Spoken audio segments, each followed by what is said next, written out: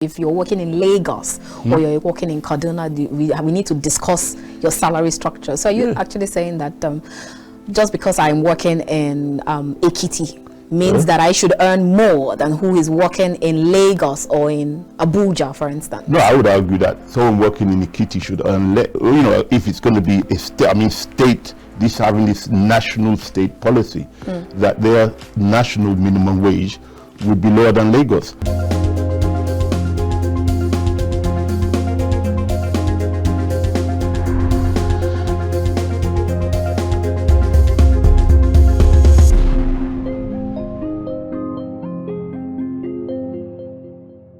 Now we begin today's conversation taking our quote first from Robert Frost, who is a poet. He once said, "The brain is a wonderful organ. It starts working the moment you get up in the morning and does not stop until you get into the office."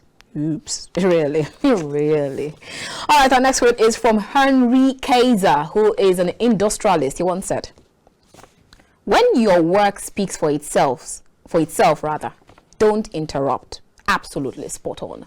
Our next one is from Henry Kissinger, an American diplomat, who once said, "A diamond is merely a lump of coal that did well under pressure." I agree with that one. I will take our next one from this, and this one is from Robert Ingersoll, an American lawyer, writer, and orator, who once said, "We rise by lifting others." I love this one. Anytime I hear it, it always resonates a lot of things from me.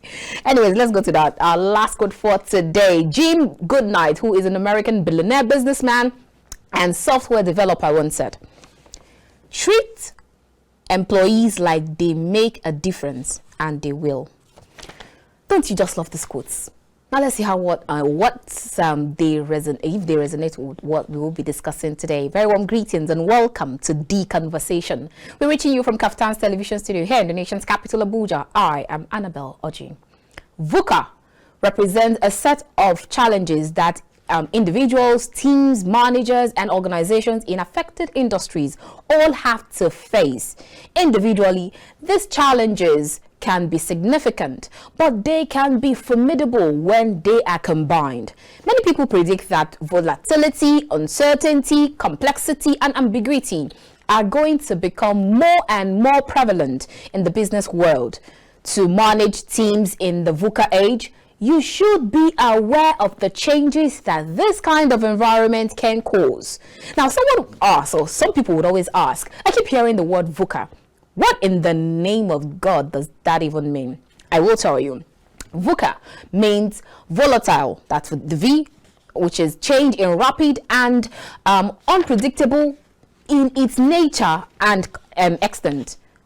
The U stands for uncertain. The present is unclear and future is uncertain. That's what QED, that's what it means.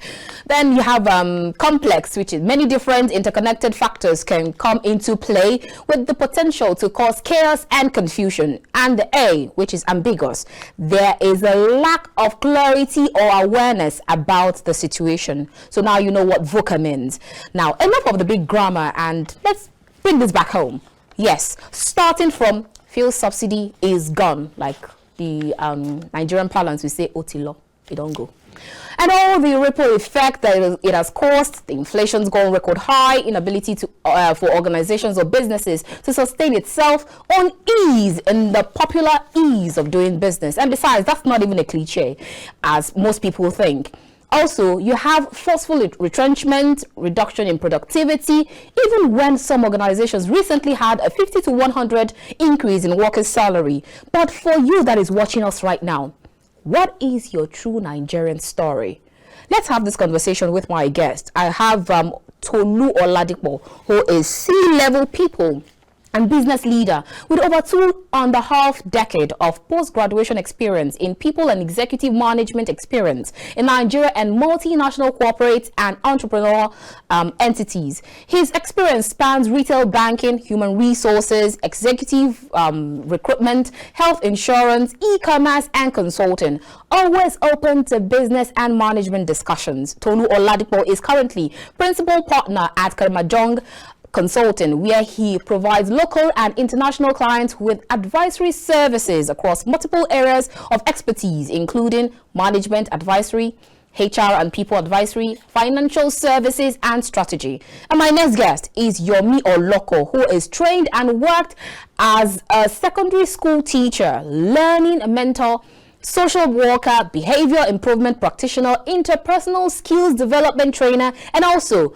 an interpersonal mediator and conflict coach, both in Nigeria and the UK. He is the only Nigerian who have completed the intensive 9-month professional development training in emotional literacy development from the School for Emotional Literacy UK, of which the main focus was learning strategies to mainstream social and emotional learning in schools and for parents and also adults. He has recently trained members of Young African Leaders Initiatives, YALI, on interpersonal mediation and conflict coaching skills. Yomi Oloko now runs Insight Training Services, Abuja, focusing on providing affordable and practicable and also transferable training in social and emotional learning for teachers and educators, anti-bullying work for schools and agencies working with children and adolescents, and many more, where all of that came from.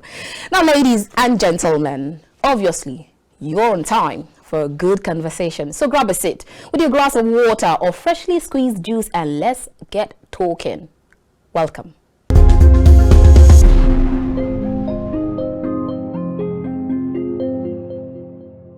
If you just joined us, this is The Conversation. We're reaching you from Kaftan's Television Studio here in the nation's capital, Abuja.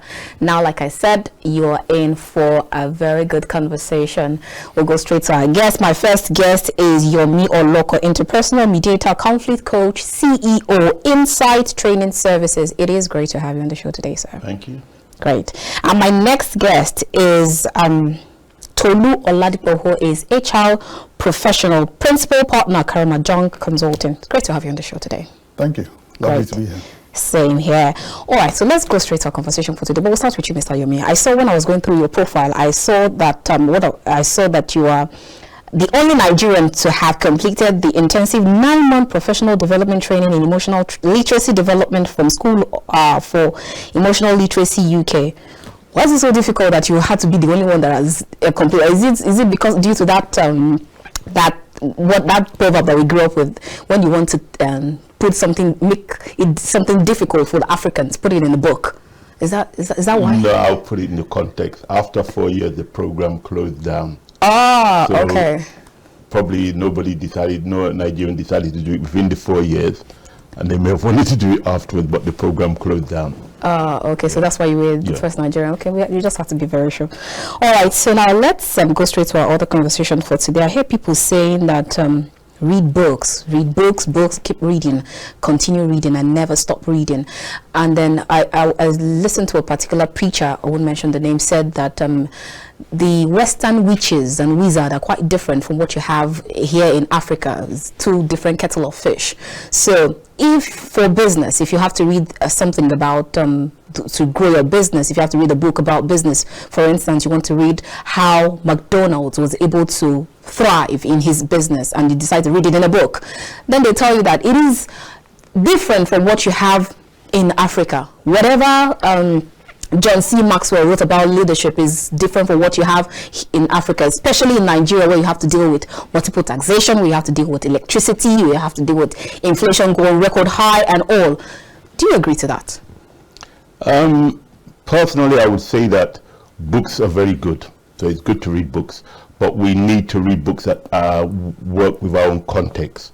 So obviously somebody reading a book would then need to know whether it applies to that context. But by reading, they haven't lost anything. They've gained some knowledge. Okay. So I do believe reading books are important. But it's important to take it within the context of where we are in Nigeria. Okay, so let's bring the same question to you, Mr. Tolu. Do you agree that if I have to read a book about leadership, I should read what concerns Nigeria and not go read the Western kind of books? I would say that there are certain principles that are universal. Okay. So there are a lot of these books that are beneficial. Like Mr. Oloko said, you do not lose anything by gaining knowledge. So my advice is read as much as you can. Read John Clark Maxwell, read Jack Welch, read Steve Covey, read, everything you can about leadership. And when you have gained that kind of wide knowledge, then it becomes easier to say, okay, this is applicable directly, because like I said, some are fundamental principles. Steve Covey, 7 Habits of Highly Effective People, habit number 2, start with the end in mind. That is applicable anywhere, whatever country you are, wherever you are. Right, so certain principles are universal, but there may be certain things that are much more applicable in a Western context, for example. So what you then need to do is to tweak it and to say, okay, this is the universal principle, this is how it applies in certain areas. In Nigeria, because of 1, 2, 3 factors, I can get the same result, but I need to adjust what I'm doing in this way. Okay. Oh, great. All right. Now let's talk about ease of doing business. And then you keep hearing. Someone actually asked me that's it's beginning to sound like a popular cliche. Ease of doing business. Is it even easy doing business if you have to talk about tax, multiple taxation? Businesses have to, they are the ones that have to provide for their own electricity and all, and then you still look at insecurity. You have quite a number of hydro-headed challenges, and then you still have businesses leaving the country and all. How easy is ease of doing business for the typical Nigerian businessman or entrepreneur? The business environment is quite hostile. In Nigeria. And I think government has a significant role to play. You've heard successive governments talking about improving the ease of doing business, reducing multiple taxation, trying to encourage not just Nigerian businesses, but foreign businesses to invest. So yes, there's a significant role for government to play. For the entrepreneur, there is a lot of complexity and numerous challenges in the business environment. What I do, and yes, I am a management consultant, but what I tell entrepreneurs, particularly those starting off for the first time or those who want to expand or change their business, get somebody who understands what to do, get advice. Okay. So people like myself who are management consultants, we can talk you through and explain. It's much easier to learn from other people's mistakes than to learn from yours. Okay. Right. But does that actually mean that you might not make a mistake later on? We will always make mistakes. Okay. Yeah. But too many mistakes at the initial point can wipe you out. Okay. Right. So learn from those who have done it before. Learn from those who understand, who have explored, who have advised people. And that will help you when you're setting up, to know what to look out for and to manage the challenges of doing business. Okay, so now we'd like to get your own story, to know your own experience, how you've been able to make this work. But now, speaking of the fact that if you have to compare between the Buhari-nomics and the Tinubu-nomics, and now these days we've seen quite a number of policies that he has rolled out, the executive orders and then the kind of cabinet members that he's set up. Looking at it, you being in the sector, would you actually say this is it good for business? In theory, yes. Oh, really? Right. There were a number of distortions in our economy that the government really needed to handle head on. Okay. So, for example, there's the issue of fuel subsidy. Right. The government was paying huge amounts of money that could have been used for other things to subsidize, and there was a lot of theft in that process. In terms of exchange rates, there were multiple exchange rates. I come from banking background. So when you have multiple exchange rates, you have the opportunity for what is known as arbitrage. So you get your FX at the official rate and you sell it at the parallel rate and you make a spread. It's artificial. You're not producing anything. You're not creating any value, but you're making money. And if you're making money, it means you're taking it from somewhere. Okay. Right. So it's it was negatively impacting the economy. So the new government has put in these policies to sort out these challenges. So in theory, yes. But the main challenge is there is a deficit of trust. And what I mean by that is over successive years, government has promised to do certain things and it hasn't been realized. And therefore, the citizens are not very strong in their trust for government. So when government says we have saved so much money and we're going to be using it for so many things. Cushion some other effect. Yes. Do the people really believe? So you still have that trust deficiency between the government and the government. So there's a deficit of trust. Okay. So the government needs to really work hard to demonstrate that, yes, we will actually do what we say, and the starting point is to address corruption. Okay. So if I'm paying so much more for fuel, if the taxation of my business has increased and so on, and government is getting so much more money, I don't want to see a government official somewhere who has opened a multi-million-dollar business, whose children are running it from abroad, and so on and so forth, and I can't see a source of income for that government official other than my taxation. Right. So the government needs to address those sort of things and rebuild the trust of the citizen. It's a gradual process, but it can be done decisively if the government decides to do so. Okay, so we have some companies, some private companies who have decided to increase salaries from 50% to 100%, and then some other companies have decided to downsize their staffs, or some people have decided to cut down on the productivity and say, okay, don't come 5 days in a week, come 3 days in a week, or 4 or 2 days. Is that a way to go? Many of these measures are just to survive. Okay. Right. You know, if you have a business that is on the brink, you will take drastic measures to pull it back from the brink before you can then start thinking about what strategic measures can I put in place to recapture my market and to grow. All right. So measures like come 3 days out of 5, measures like, I don't know. Increase salary. Downsizing, for example. Oh, okay. Right. Now, an organization that's increasing salary means they have the cash flow to support that. Right. So it means that they understand that their staff are productive. They do not want to leave their staff, and they don't want that productivity to diminish. And therefore, they're ready to inject additional cash because they see a long-term benefit from doing so. There is a significant challenge with companies that are doing well keeping their staff, right?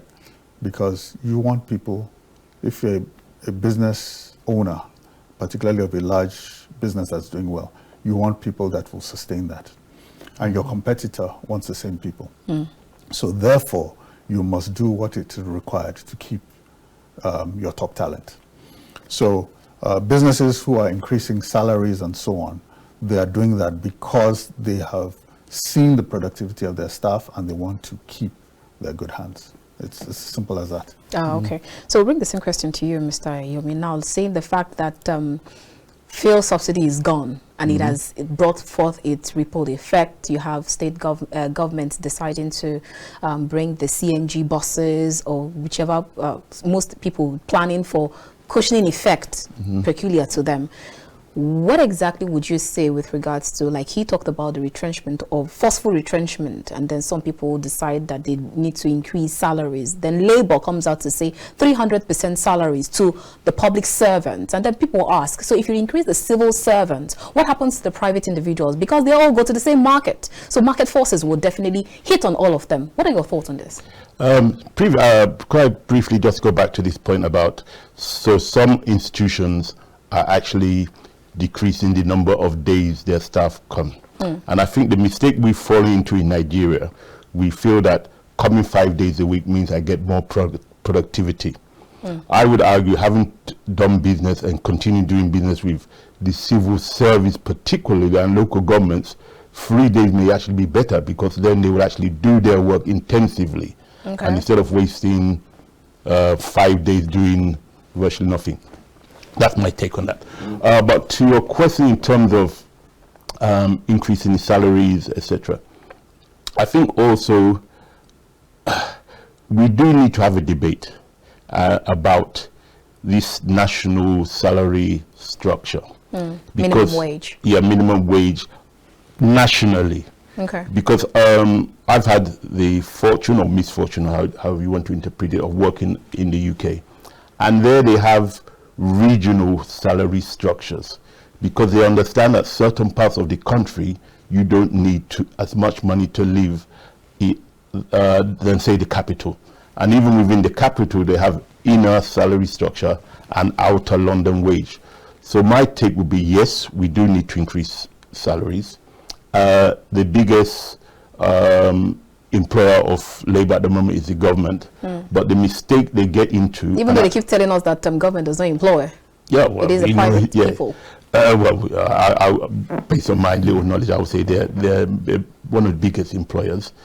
The mistake we make, I think, and including the Nigerian Labour Congress, is the fact that we are clamoring for minimum wage across the board, across states. Some states, you don't need that same amount. Say you're working in Lagos or Kaduna or whatever. So we need to have a debate around that. And then we also need to take into account that there are a lot of us that don't work in the civil service. So what happens to the local market woman or the local bus driver or the security guard for a small company that doesn't work in the civil service? How are you going to increase their salaries, and what approach do you have to take with regards to that? So now let me take you back to what you said. You said if you're working in Lagos or you're working in Kaduna, we need to discuss your salary structure. So are you actually saying that just because I'm working in Ekiti means that I should earn more than who is working in Lagos or in Abuja, for instance? No, I would argue that someone working in Ekiti should earn, if it's going to be having this national state policy, that their national minimum wage would be lower than Lagos. I've had lots of friends who work in Lagos, and they will tell me that, they're glad they've moved to Ibadan, or most of my friends are from the southwest, or to Peru, or whatever, that life is easier, the cost of living is easier. But these state governments are still being asked to pay the same minimum wage that Lagos is paying, and then it disfigures the whole debate about national salaries. All right, let's hear from you. Let's get your experience, how what you do since fuel subsidy is gone. We're running to 3 months, 4 months of fuel subsidy being removed, and then its ripple effect and all. So give us exactly from your experience, how have you been able to work around all of it so that it doesn't look as if we're just giving policies that are only good on papers and not reality? So I have a staff team of 22. We're in the NGO sector, and we are mainly funded by donations. So we're not funded by any international organization or government. We're funded by individual donations. So we have a fixed income. Okay. And my staff, rightfully so, said, look, they're having challenges. Things of cost of living has gone up, and cost of living is going up all around the world. So it's not just Nigeria. So this is real. And I said, look, the problem is we have a fixed income. We can't increase salaries, but what we can do, we have some reserved income. We can start a cooperative whereby we put some money in and you buy the things cheaper from the market and share. So I think every organization has to look at its own strategy, because sometimes salary increase isn't the only option, particularly for organizations that are small. Me, on an individual level, I don't drive. I take Bolt.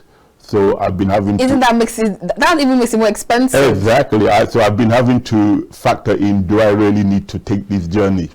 Okay. Yeah, we have to make decisions. And I got into a spat on the social media with somebody, because I said, look, petrol is increased, but if I have a fuel guzzling car that's taking maybe an indication I may need to buy a car that's more fuel efficient, and then I got abused. What do I mean?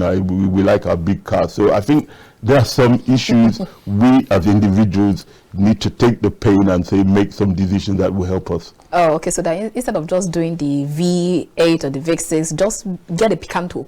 Exactly. Fuel efficiency. In the modern world, everybody's saying fuel efficiency. I turn off my lights at night when I don't need them because, you know, electricity has increased. So I do, as individuals, we do have to take choices. We can't just be blaming the government all the time. All right, let's bring the same question to you, Tolu. How has it been? What has been your strategy in Karamajong Consulting? Well, I think I've been fortunate in the sense that, number one, I work from home, so I don't need to move around quite a lot. And number two, most of my clients I interact with virtually. Okay. So there is a limitation. When I need to move around, I need to move around, but it's not all the time. But in a larger context, again, supporting what Mr. Oloko said, we all have to adjust. That is the reality of the situation. In my house, if you see how I fight with my children when they put on the AC for extended periods of time, you know, all that sort of thing. But coming from the perspective of employers, business, and businesses, again, you have to adjust. You have to think outside the box. What do I need to do to manage costs? What do I need to do to help my employees? What do I need to do to ensure that productivity does not reduce? Because coming from the perspective of a business, a profit-making entity, you're not a charity. You hire people so that they can make money for the business.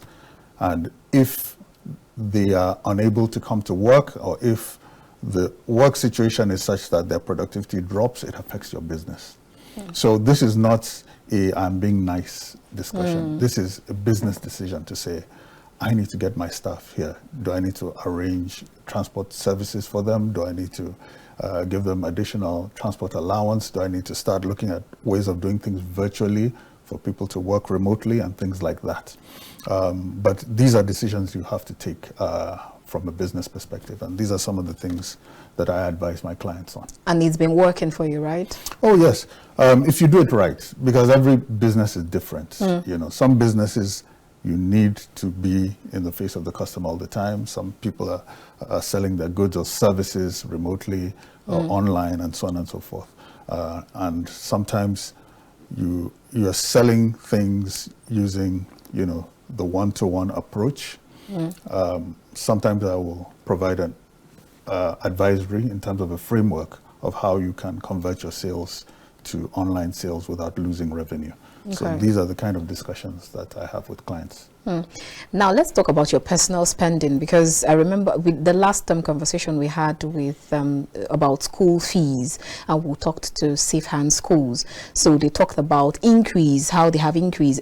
Almost all schools have decided to increase their school fees, and they start sending letters to parents.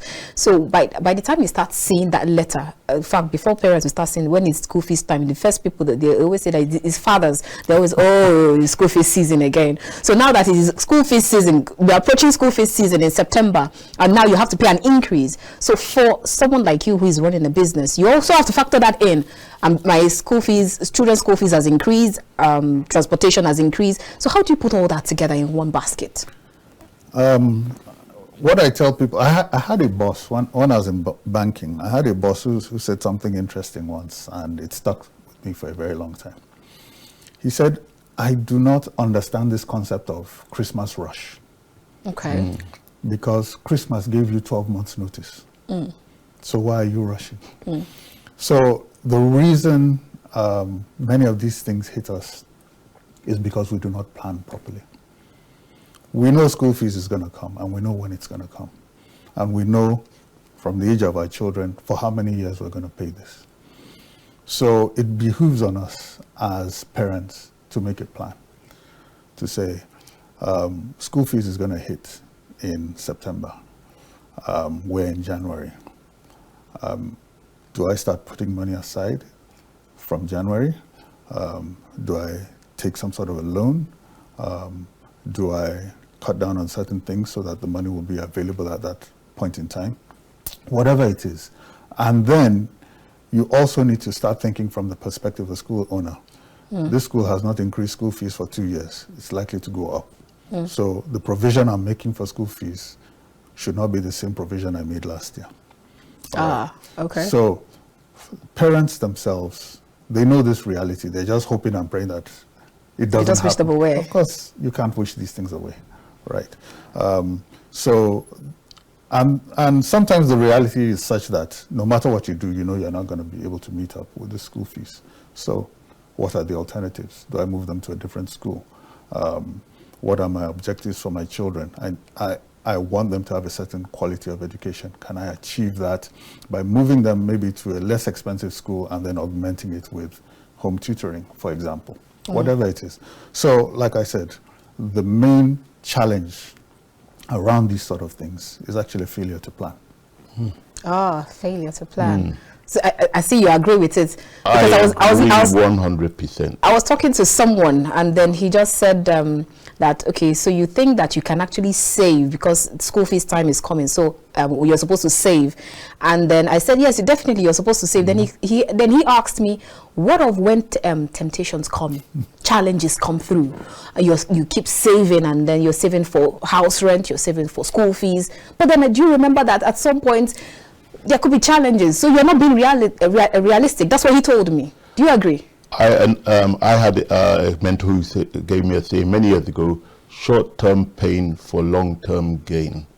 And I used to tell parents, when I used to work in Lagos, I used to work with parents and schools, and I used to tell parents, we need to prioritize our plan. We need to plan, but we need to plan with priority. And as a parent, education for your children should be a priority. I was a Lagosian. Call me for a party, boom, you are there. You need your up and down, boom, you've got it.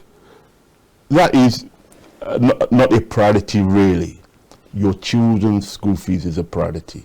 So and other things are priorities. So I think as Nigerians, we need to accept realities. Things are going up. Cost of living is going up. A lot of Japas have gone to countries now and they're regretting it, high prices.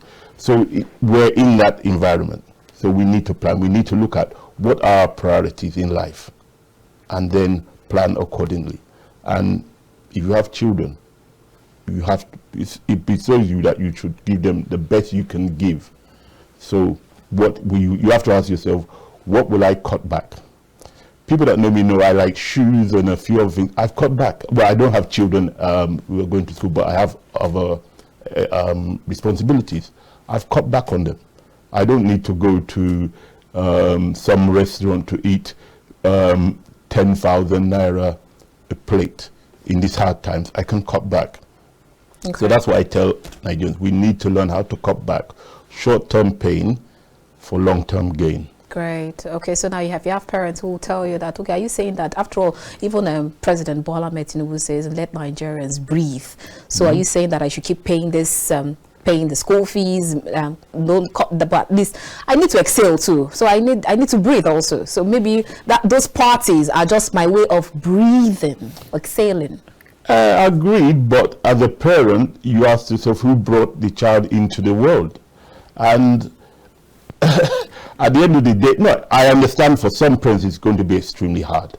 But for many parents, probably middle level, middle income, there's still some things you can reduce to ensure that your child goes to a school that is fit for purpose. So it's life. So if I don't go to parties, I will read a book. So we started the discussion about reading books. There's some interesting books you can read online. You don't even need to buy them. But we need to, I do think Nigerians generally, me included, our lifestyles are sometimes more than our income, even before we had this cost of living. So this may be a wake-up call for us to say, how do we start living more within our realities? Great. Wake-up call. All right, let's go to a quick break, and when we return, we'll continue this conversation with Yomi, Oloko, and Tolu Oladipo. I will see you after this time out. Join us again.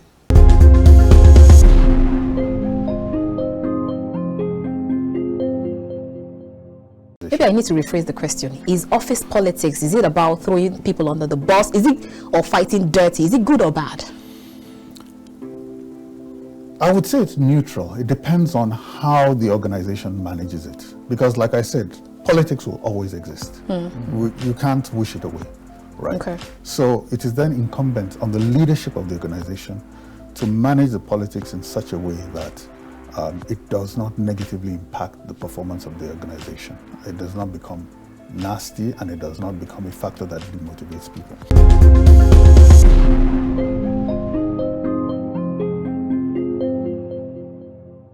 Welcome back. If you just joined us, this is The Conversation. We are reaching you from Kaftan's television studio here in the nation's capital, Abuja.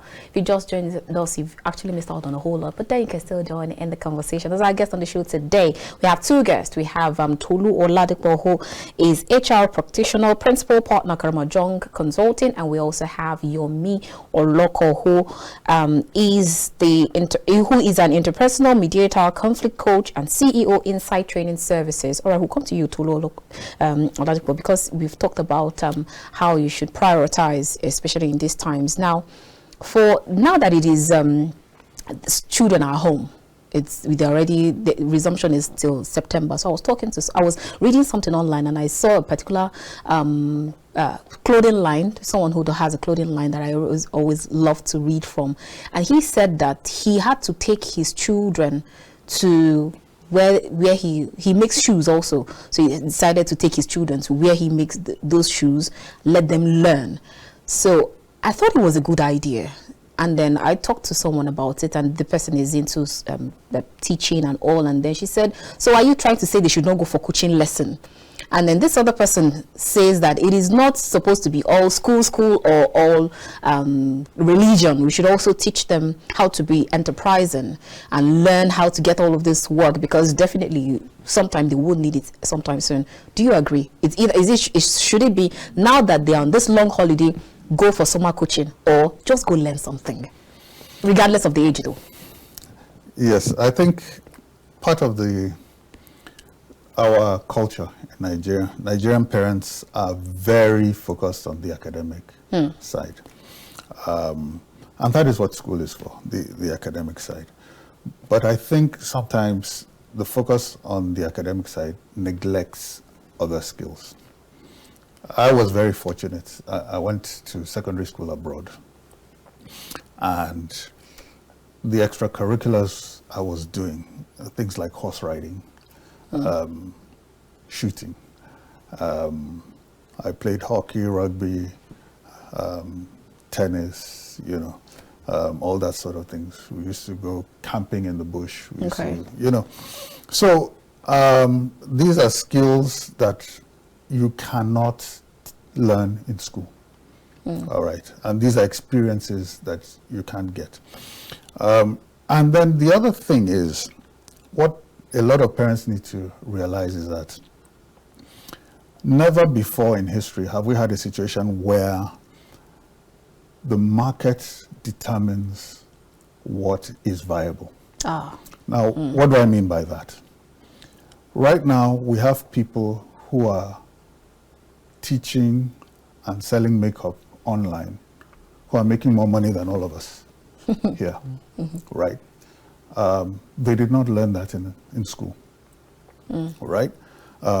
But because they are online on YouTube or wherever, the market has decided that this service is valuable and the market is paying for it. Some of us may know of a certain family called the Kardashians.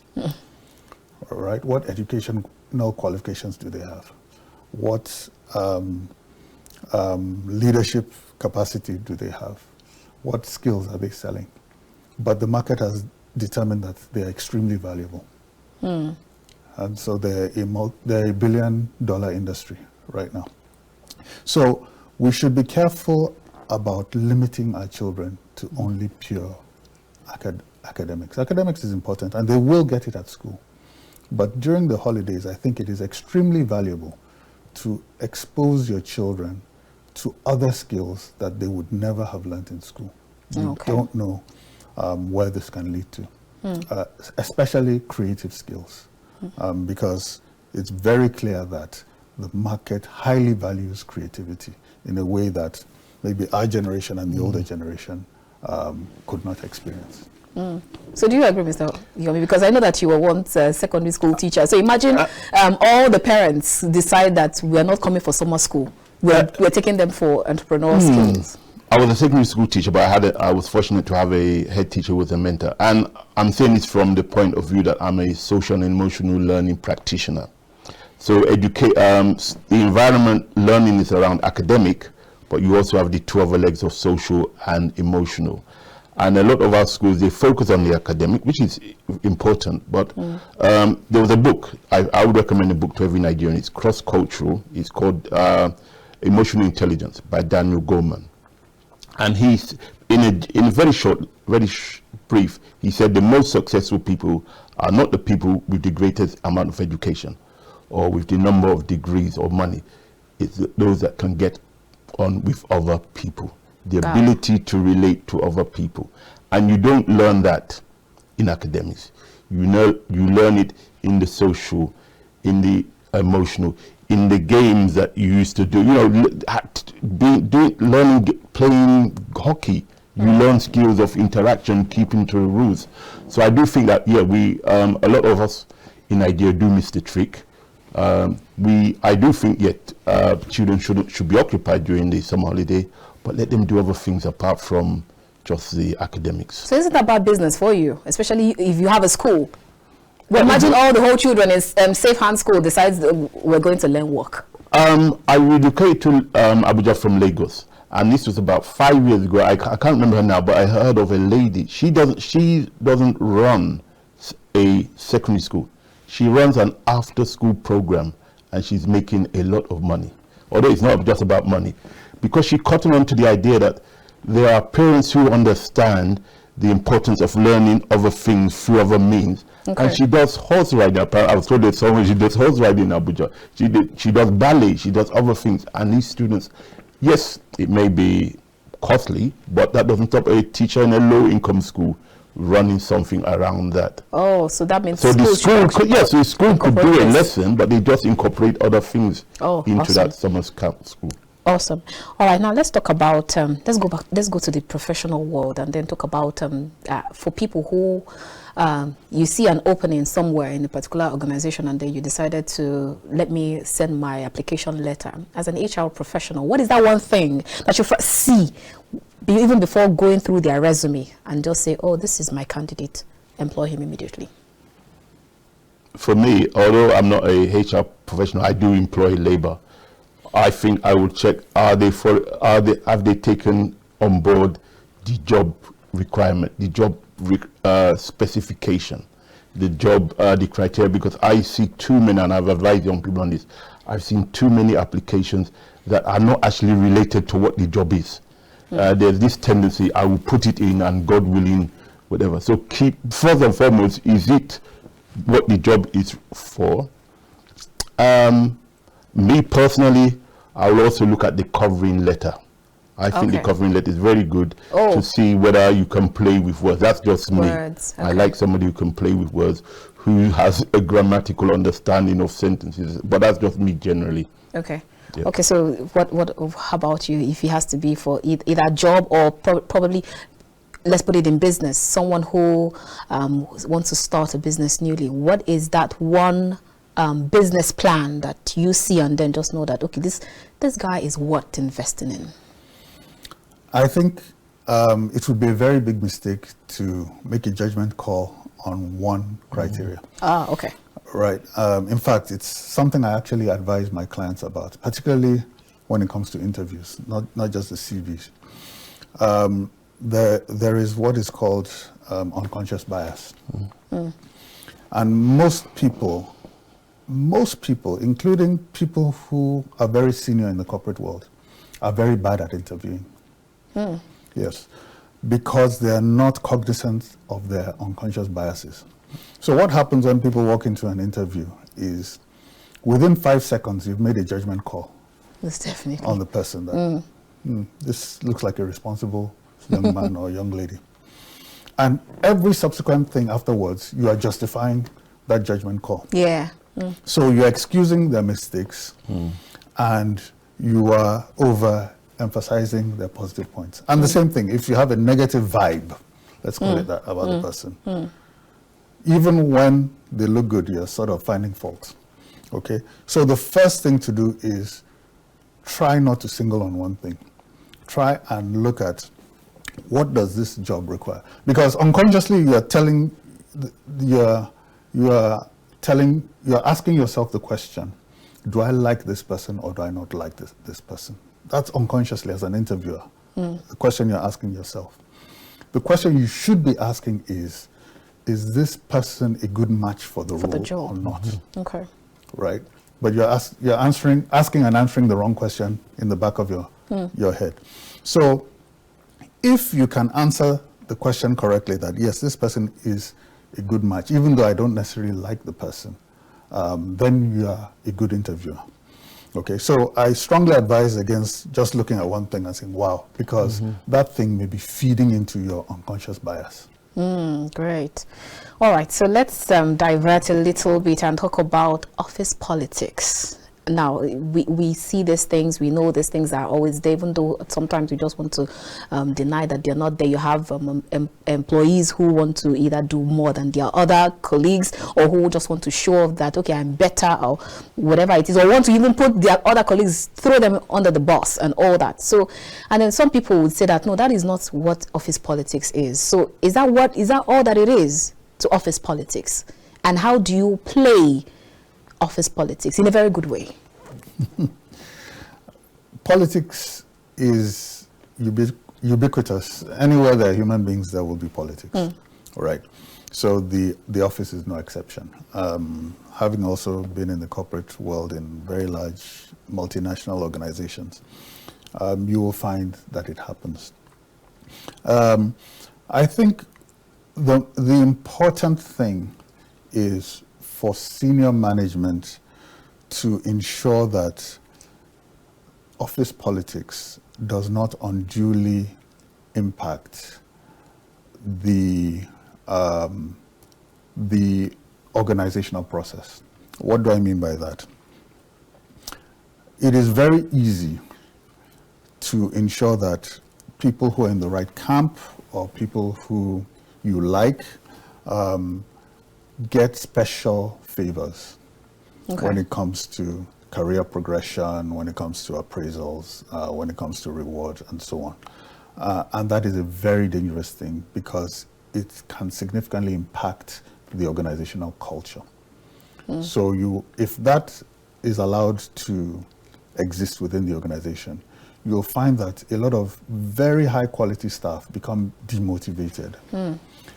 And they will do the barest minimum because they feel that it's only Oga's favorite that will get promoted.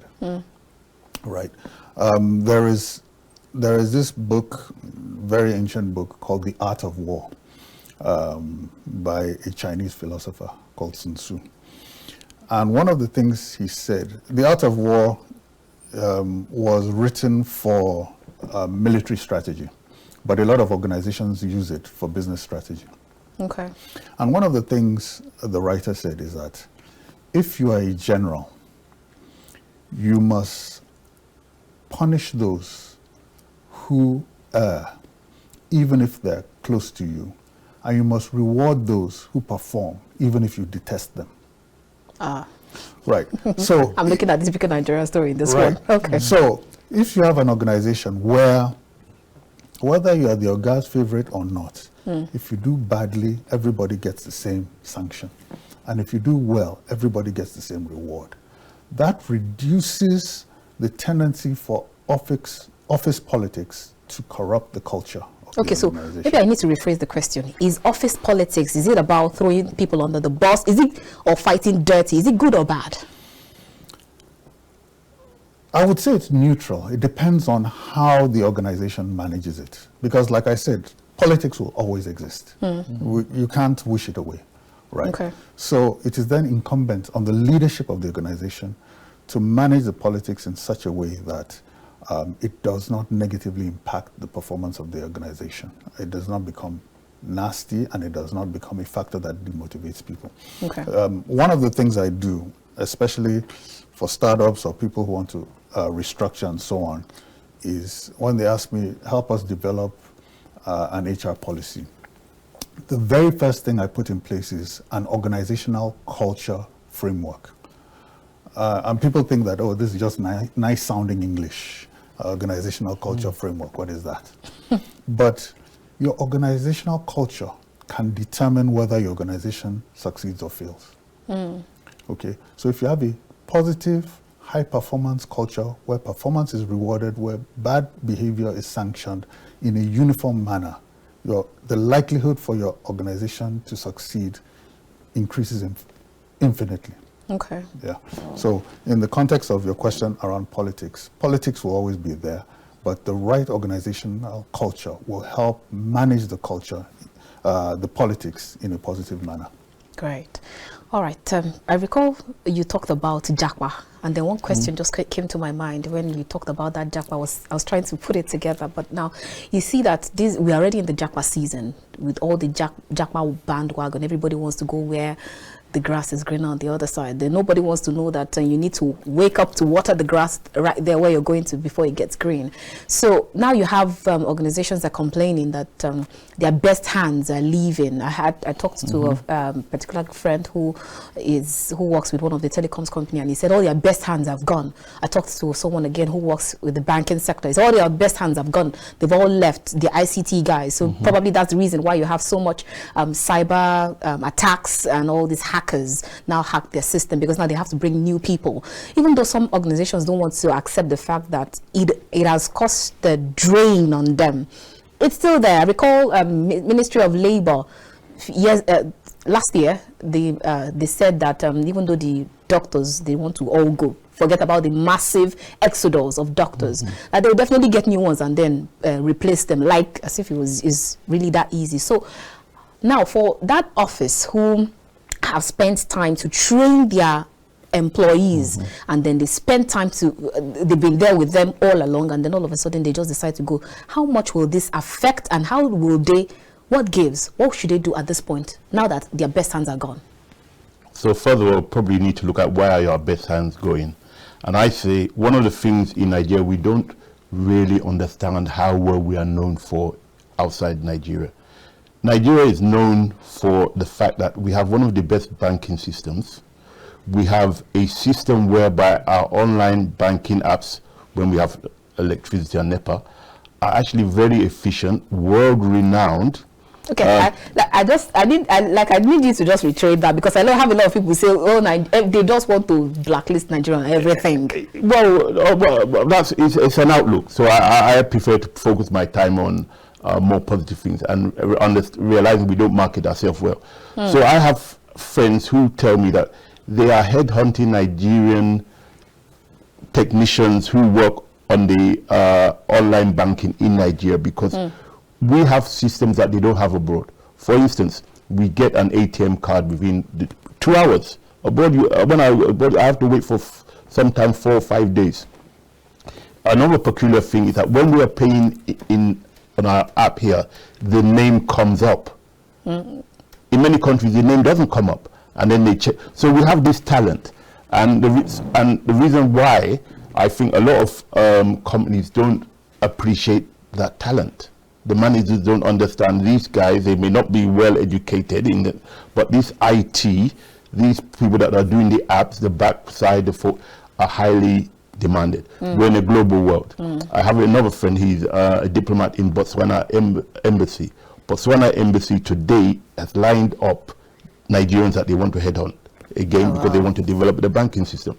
So I think our bosses need to understand the most important factor of production is the human capital. Okay. I say I've done a lot of training on team building, because my work, I've been team member for over 30 decades, team member, team leader, team organization.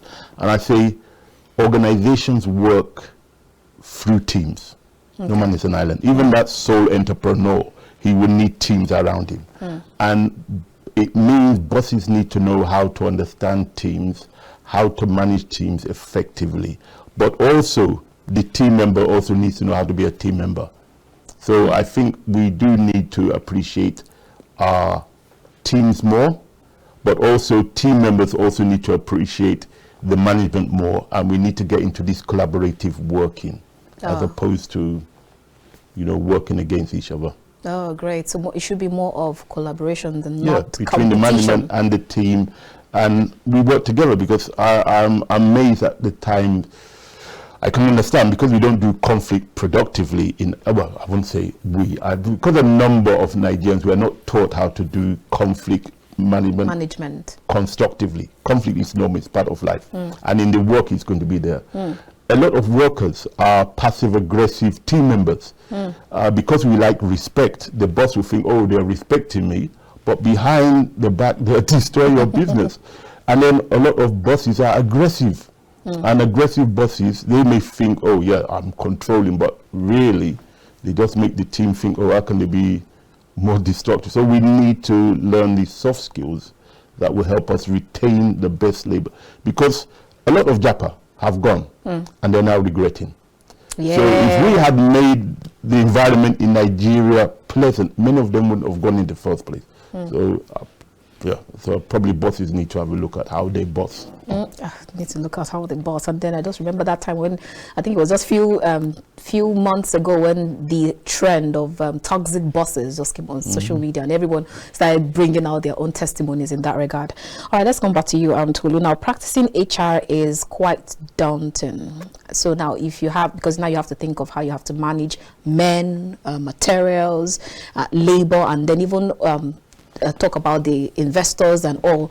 So in all of this, how do you as an HR in whatever company or organization, be it small or big, how do you attain global professional skills in human resource? Global professional skills, you're talking about the HR professional skills, or the organizational? No, the HR professional skills. Well, I mean, HR's professional skills, there are a number of certifications and so on that are standard and internationally recognized, and they look at the various aspects of the employee life cycle, as it's called, right from recruitment, right through to the exit processes, to the performance management, talent management, and remuneration, and all that. A lot of these things are standard. They will vary from country to country based on the individual country labor laws. But it all comes down to, again, what I mentioned earlier around the organizational culture, and what Mr. Oloko also mentioned around bosses and team members. And if I want to, for example, tie it to Japa. Okay. I've been in HR for a long time. I was also, interestingly enough, like I mentioned, in the banking profession. At a relatively senior level. So one